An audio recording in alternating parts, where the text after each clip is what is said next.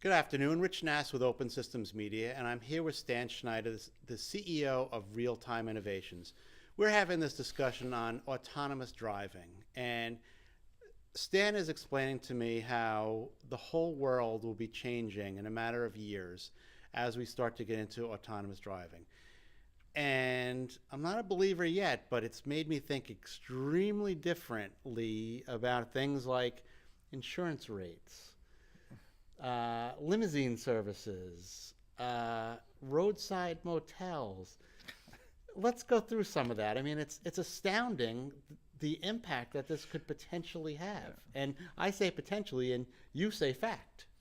It's absolutely fact. Autonomous vehicle technology is much farther along than most people think. It will be in production for what's known as structured environments very soon. Okay, hold on. What does that mean? A structured environment is a freeway, essentially. Doesn't matter if it's going fast or A real slow. freeway out there. A freeway 101. out there, yes. 101. Well, 101 during rush 101. hour. 101 isn't as compelling as, I want to take Highway 80 from here to Chicago.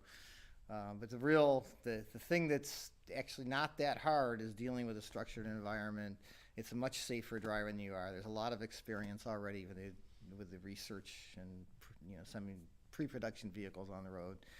The accident rates and all of that is at-fault accident rates only about 2% of what humans are. I mean, Google had a 2-mile-an-hour collision and was on the news for a week, so it's going to make a lot of news. But if you actually look at the accident rates, it's going to be vastly safer.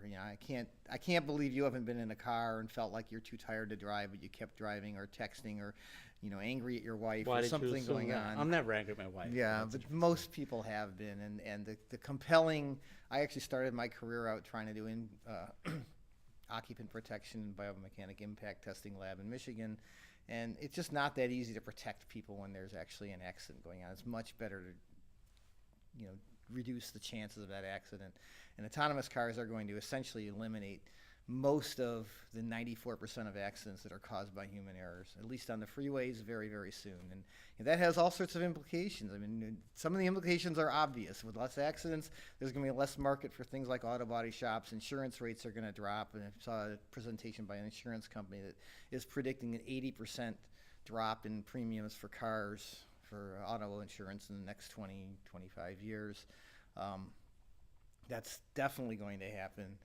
It's also, things like, roadside hotels. There's no reason to have a roadside hotel if you can sleep in your car, While it's driving. While it's driving, absolutely. You can, cars are going to look like, business class seats in airplanes not that long from now, where you can work, you can sleep.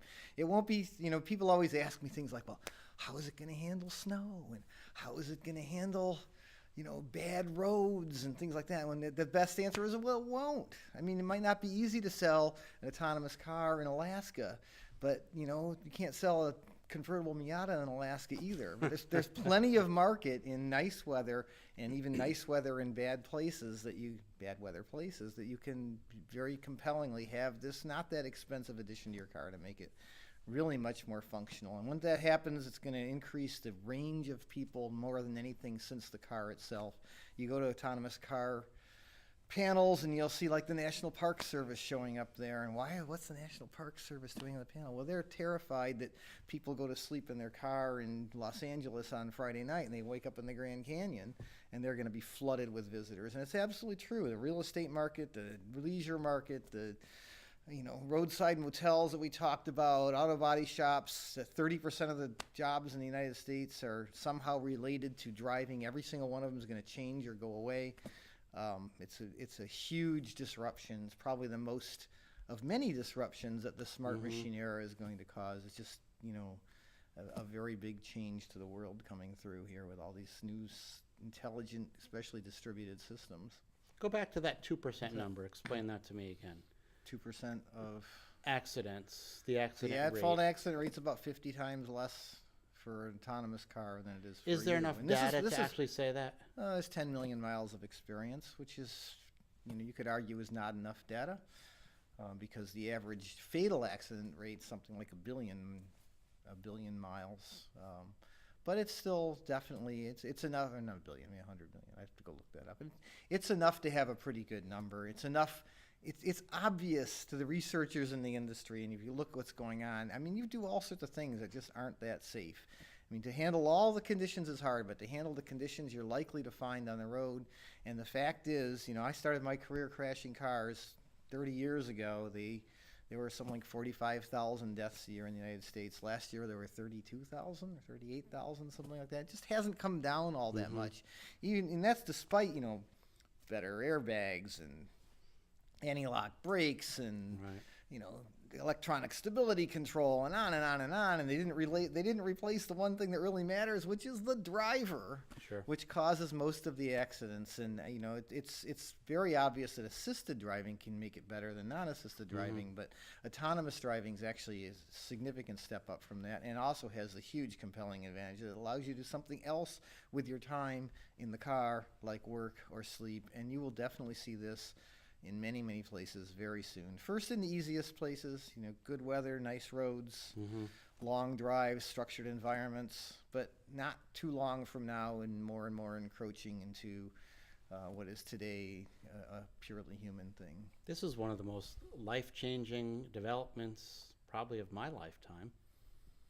It definitely will be, although, I mean, Gartner said the smart machine era will be the most disruptive in the history of IT. I would argue IT is the most disruptive in the history of technology, and technology is the most disruptive in the history of history. And so you could pretty easily argue that the smart machine era will be the most disruptive in the history of all of mankind. And I think it's going to make a huge difference to the way we work and operate.